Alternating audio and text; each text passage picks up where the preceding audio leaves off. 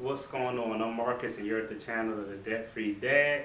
In today's video, we're going to talk about 16 financial rules that are laid out by some of the richest people in America.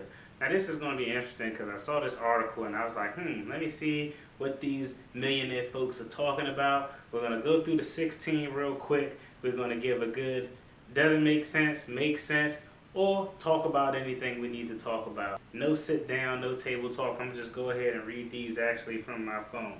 So, individual number one is Kristen Bell. She's the star of Frozen. So, maybe 3 years ago, my daughter was obsessed with Frozen. Net worth of $40 million.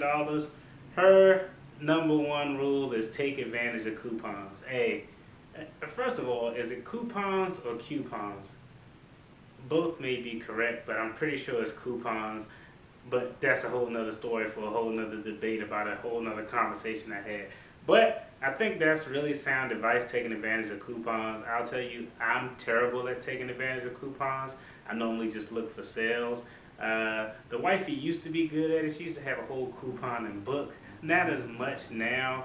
I know they have apps and things that are beneficial, so that's something that we'll have to get on board. But definitely coupons, I think, is a way to go, especially if you can make it a lot less time consuming with apps that allow you to just find these savings a little bit faster. So that's number one. Okay, number two is Sarah Blakely. She's worth $1.2 billion, and she created something and became a millionaire off of something that I think is crazy and ridiculous. She's the creator of Spanks. Those things that women put on and squeeze all their guts up. I just think it's crazy. I'm gonna just tell you right now, me as a guy, you wearing all those Spanks, and like even if I'm going out with you on a date and you got the Spanks on and you all tight and snatched up, in the event that the date matriculated into something else, don't even lollygag around with the Spanks. A guy ain't gonna care if a guy really like you. Ain't no need to be scrolls the fuck up like that. And I don't know, it look uncomfortable. Is it uncomfortable? I don't know. But yeah, she made a bunch of money off of essentially a girdle that squeezed the hell out of your guts that I don't think most men really care about. But her advice was maintain a nest egg. I mean, that's logical advice. We don't even need to talk about that one. Next, we're going to go to my guy Warren Buffett, who's probably the investing GOAT. His is think of investing as a long-term strategy. That's something that we always talk about on this video. I'm not somebody who swing trades or day trades. That's just not me. That's not what I do. I like to buy and hold, let it grow for a while, then sell it maybe down the road to get some of those profits out. I'm just not a swing trader. There's people out here swing trading AMC and day trading AMC. Nah, I'm going to just buy low, hold on to it. Once the price gets to a point where I want to get rid of it, I'll go ahead and cash out, take my profits. Or during that journey, as the price increase, I'll take some of my profits or maybe my initial investment out and then just let the rest ride. So that was number three by our guy Warren Buffett. Alright, here's another guy who I like. I post a lot of them on my Instagram channel. Y'all see the link in the description box for that. But Grant Cardone, his is save $100,000 and invest the rest. Really, Grant Cardone? Now, I'm going to give you partial credit because I think Grant Cardone is a really smart guy who thinks outside of the box from the normal investment strategies that you hear of. But I think this is a little bit ridiculous. Save $100,000 and invest the rest. Here, I think he's making some assumptions about the level of income that people can generally generate. I think really what he means kind of goes back to the previous point of creating a nest egg, saving that emergency fund, whether it's 3 months, whether it's 6 months. Your emergency fund may not be $100,000. It may be $20,000, $30,000, $10,000.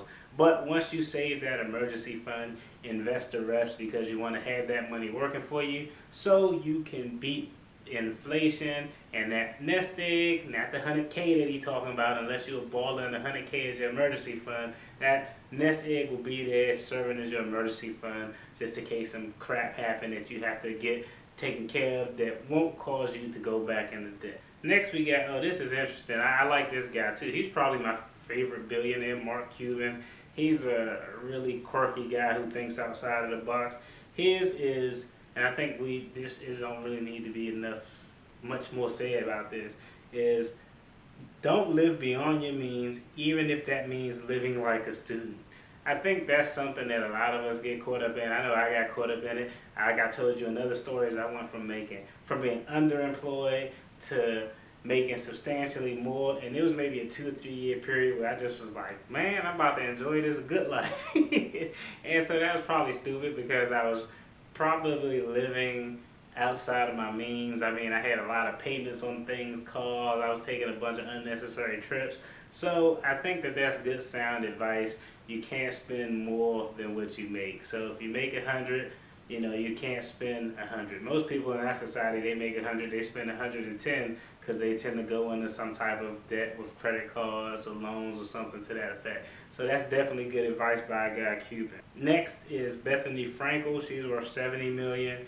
Hers is kind of the same. Just stay out of the red. Hey, avoid having too many liabilities. I think that's just a good common sense principle. We all know our net worth is a key indicator of determining one's financial health. So you don't want to have you got a liquid like, oh man, I got 10,000, I got 20,000, I got $50,000 in the bank, but your liabilities exceed your assets, so you're in the red. That wouldn't make any sense. And any money you got in the bank you really don't have is just a figment of your imagination because you're too far in the red, you owe too many people, you have too much debt. So I think that's a good point to stay out of the red, try to stay assets over liabilities.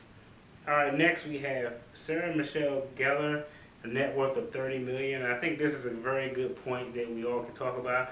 Before you make a major purchase, sleep on it and think about it. And I know I told you all, this was maybe some months ago when I told you that my truck died. I had a truck that I ended up selling, but the truck had died. As soon as it died, I lied to you not. The minute that truck died, my first thought was, man, I need to go get another truck. I was on my phone looking at used SUVs because I just like having that extra vehicle. And then I thought about it. Like I didn't have to sleep on it, but it took me like 2 or 3 hours to think, what the hell I need an extra truck for? It's COVID, nothing open, the kids aren't going anywhere. We already got, my wife got a car, I got a car. Do we really need a third car? So I think that's sound advice. Anytime you're about to make a big purchase, definitely sleep on it, give you time to think it through. A lot of times we don't want to make those impulse purchases where we're just buying off of emotion. And this is an interesting one. This is one that I'm gonna release a video later on this week where me and the wife are gonna talk about this. But this is the Queen Beyonce knows, and it says be an independent woman. Now Beyonce worth 500 million. She halfway to the road to billionaire. So be an independent woman. So I have interesting thoughts on this topic. I think that being independent is a plus, but I do think that anyone, be it a man or woman, you can be independent to a detriment. But this is going to be a little bit of a more unique topic. I don't want to give my opinion right now because I don't want y'all ladies to beat me up.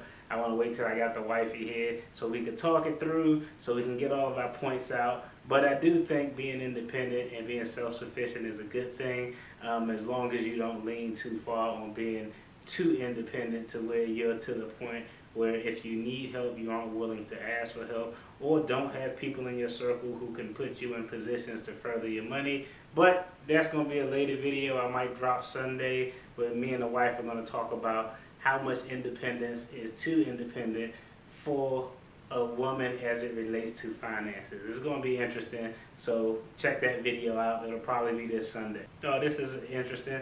Ashton Kutcher. Ashton Kutcher is $200 million. He worth a lot, and he married, I can't remember who he married back in the day that shocked everybody, but that's a whole nother story.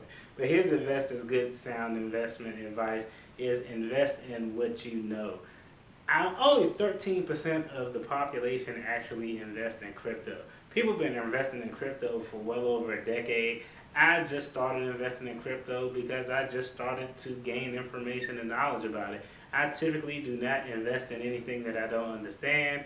So you'll see a lot of the things that I invest in are things that I've done research on and I understand. That's why I like pharmaceutical companies, because I litigated and prosecuted a lot of pharmaceutical companies, been involved in a lot of pharmaceutical litigation, so I understand how the patents, the trademarks, the delisting of patents so that off-brand versions of pharmaceutical drugs can get made. Because I have that knowledge, it makes it easier for me to invest in healthcare and pharmaceutical stocks because I have kind of a background in that area. So invest in what you know. Again, if I don't know anything about a particular, I literally just started investing in the ETF about electric cars because I really wasn't too knowledgeable about electric cars, and I was like, Tesla's overrated because I thought Tesla was a car company, but it's a whole lot more than a car company. So definitely invest in what you know and what you don't know. If you want to invest in it, get knowledgeable in that area. Spike Lee dropped the jewel. Spike Lee worth $50 million, and his is, don't be afraid to ask others for money. Now, I do think this is very important advice, and I do think this is key towards building wealth. But I think there's a caveat. When you're asking others for money, only ask others for money to invest in appreciating assets. So I'm not asking the bank for money to get a new car. I'm just not doing that. I'm not asking the bank for money to purchase a new car, a used car. I would borrow money from a bank or go out and seek investors to invest in an apartment complex, to invest in real estate, to invest in something, a business that I know I'm going to get a return on my investment, is an appreciating asset where the value is going up. So definitely learn how to capitalize and use other people's money to get appreciating assets that can increase your overall financial health. Next is Kevin O'Leary. Hey, I like Kevin O'Leary because he's right up there with Mark Cuban to me. He's worth $400 million. But that guy's very smart, but he's really practical. He gives advice, I think, that you don't have to be a millionaire or billionaire to use. You can just find this advice and get this advice. And once you got this advice at any level you're on, it'll be beneficial. And his advice is definitely a jewel, is don't buy or lease a car. And so, I think what he means, and when we read this, and I'll put a link to the actual article in the description box, but what he means when he says about this is what we just talked about. Don't go into debt. Don't have to make payments for a car, for a lease on a vehicle. It's not a waste of money, but it's a depreciating asset. You borrow $40,000 to buy a car, you're paying $600 a month for 5 or 6 years on this car, and 3 years later the car is only worth $20,000. You essentially lost half of your initial purchase of the vehicle as well. Whereas if you took $600 a month over a 6-year period and invested it at a 10% return, average return in the S&P 500, you'll be way well off the way you can actually use those profits and go out and buy your car and just pay for it cash. So I think that's really sound advice. I think it's good fundamental advice for anybody in any particular stage, no matter where you are with your finances, with your level of income, with your financial journey. All right, next is Suzie Orman, and her net worth is $75 million. I used to love her show because people would call in, hey Suzie, can I get this motorcycle?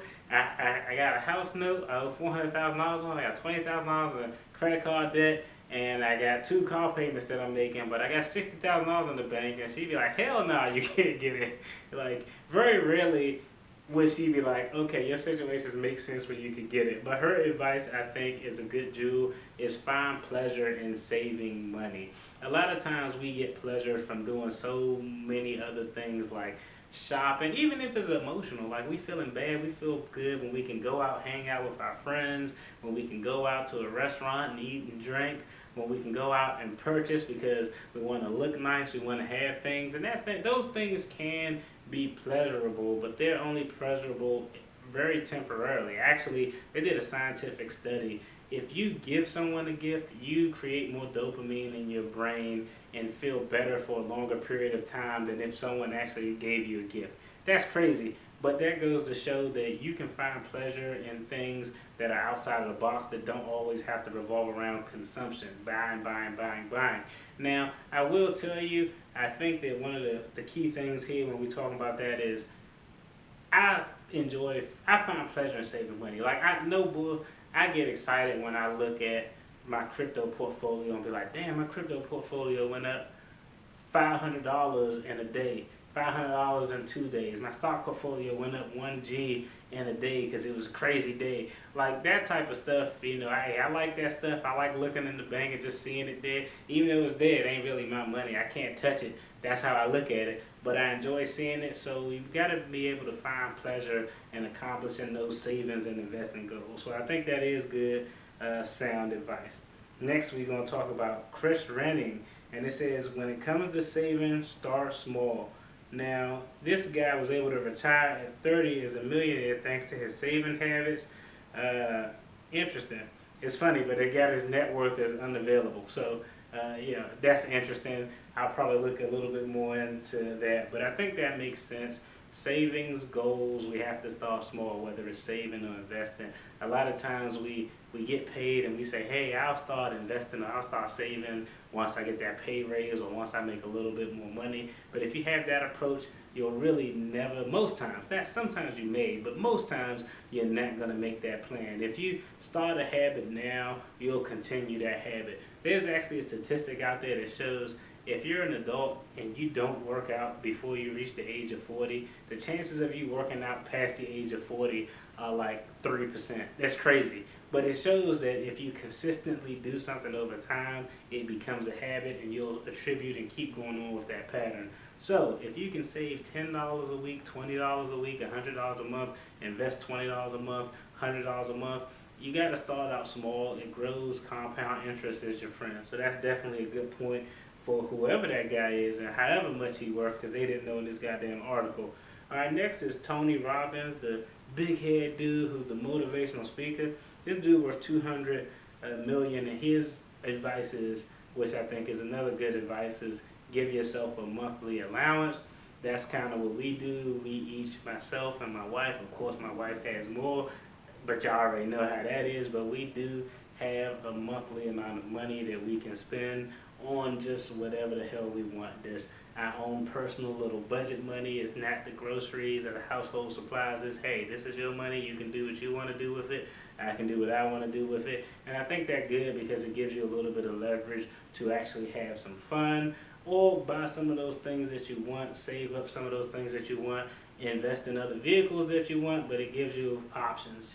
Options is always good to have. So definitely giving yourself an allowance is a good thing. Most times, a lot of people get their paycheck and they pay the bills first, then they, pay themselves, and you got to flip that order. You got to get paid, you got to pay yourself, that's invest and save, have a certain amount of money that you allocate into your bills, and give yourself a little bit of fun money per month, whether it's $100 or whatever it is within your budget that allows you some flexibilities so you aren't too constrained by the budget and the budget doesn't feel like it's beating you down. All right, next we're going to talk about, this is a good one, Oprah Winfrey. Now, Oprah Winfrey, we all know who Harpo is. And so her advice is, she worth $3.5 billion, and her advice is find a job that doesn't feel like work. Now, I'm going to be honest, I think that's easier said than done. 90% of my time at my job doesn't feel like work because I have fun. But 10% of the time, that shit feel like work, and I feel like, God damn, this sucks. And that's a grateful ratio. I'm really grateful to have that ratio because I've been in the alternative situation where I hated jobs that I had because they were just terrible. They didn't pay enough. I despised doing it. So I'm definitely blessed. But again, you have to use the job you have to achieve what you want to achieve. Everybody at some point, not everybody, but most people at some point are going to do something that they aren't really passionate about, but you got to use that endeavor to fuel your dreams. If you want to go out and find another job while you're working at this job that you may not adore too much, you can use that as an opportunity to make connections. You can use that as an opportunity to kind of stash some money away financially. You can use that opportunity as a resume builder to put you in a position to whether you want to start your own business or find a different employment. But you got to use your job as a stepping stone. So I do agree that, hey, I agree with you, Oprah. You got to find something you love doing, but you also have to be realistic about it. Sometimes finding what you enjoy is a goal that we have to attain, and like any goal, you have to take steps to get. I think I skipped one or two because they really weren't that impressive. So tell me what you all think about those general tips that millionaires people who got way more money than I got, people who got way more money than I got gave. I think for the most part it was sound advice. Only a few of them were a little off with saving $100,000 and all this other stuff. But for the most part, I think it was sound advice. I think it was good structure. At the end of the day, like I always say in other videos, remember, a journey to financial freedom is different for everybody. Our goals are always different. You don't need $10 million to retire. You don't need $1 million to retire and be comfortable. You just have to be in a position where you're comfortable with what you're doing when you reach the age when you want to call it quits. So that's all it's about. It's your race. Run your own race. Don't worry about what nobody else is doing. Until next time, I'll holler at you all. Y'all take care. Be blessed. Peace.